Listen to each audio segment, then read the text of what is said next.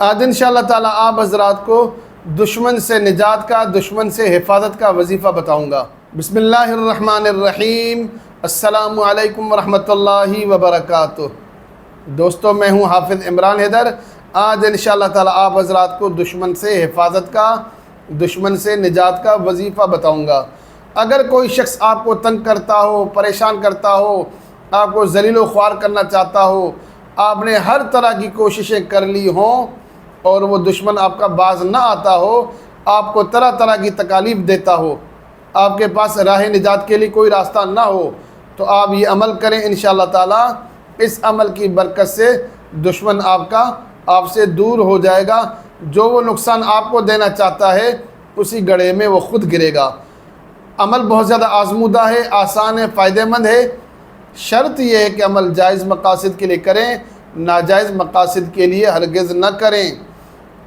میرا کوئی بھی عمل کریں گے اجازت جائز مقاصد کے لیے ہے، ناجائز مقاصد کے لیے اجازت ہرگز نہیں ہے۔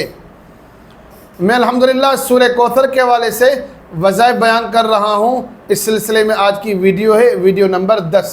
اس سے پہلے الحمدللہ 9 وظائف سورہ کوثر کے حوالے سے بیان کر چکا ہوں۔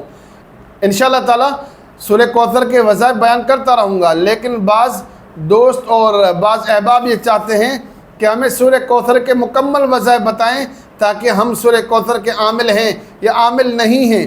ہمیں صرف سورہ کوثر یاد ہے تو ہم صرف سورہ کوثر سے فائدہ اٹھانا چاہیں تو اس کے لیے ہر عمل ہمارے پاس بغض کا، عداوت کا، محبت کا، جادو کا، جنات کا، نظر بد کا، ہر قسم کا عمل صرف سورہ کوثر سے موجود ہو، تو ان بھائیوں کے، ان دوستوں کے حکم پر اس ویڈیو کا، اس سلسلے کا آغاز کیا ہے۔ تو آج کی ویڈیو ہے ویڈیو نمبر 10۔ آپ کو کوئی دشمن پریشان کرتا ہو تو اس کو ذلیل و خوار کرنے کا عمل اور وظیفہ یہ ہے۔ نماز عصر کے بعد عمل آپ کو کرنا ہے، اول آخر 3 بار درود شریف پڑھیں، درمیان میں بسم اللہ کے ساتھ 101 بار سورہ کوثر پڑھیں۔ بسم اللہ الرحمن الرحیم۔ انا اعطیناک الکوثر فصل لربک وانحر ان شانئک هو الابتر۔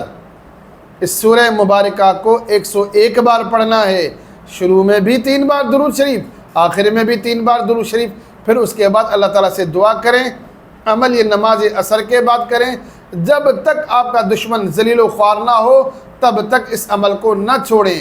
شرط یہ کہ جائز مقاصد کے لیے کریں، ناجائز مقاصد کے لیے کریں گے تو نقصان خود اٹھائیں گے۔